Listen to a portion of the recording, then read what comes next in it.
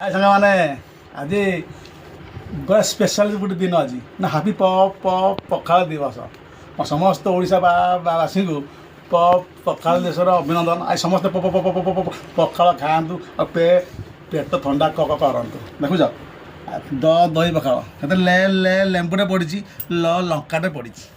ଏଇଟା ହେଲା ମାଛ ମୁଣ୍ଡ, ଭାକୁର ମାଛ ଛଣା ହେଇଛି, ଅଣ୍ଡା ସିଝା ହେଇଛି, ଆଳୁ ଭର୍ତ୍ତା ଭରତା, ବିରି ବଡ଼ି ଚୁରା, ଛୋଟ ଛୋଟ ପିଆଜ ଆଉ କାକୁଡ଼ି ଦେଶୀ କାକୁଡ଼ି କି ବାସ୍ନା, ଆଉ ତା ସାଙ୍ଗେ ଲଙ୍କାଟେ।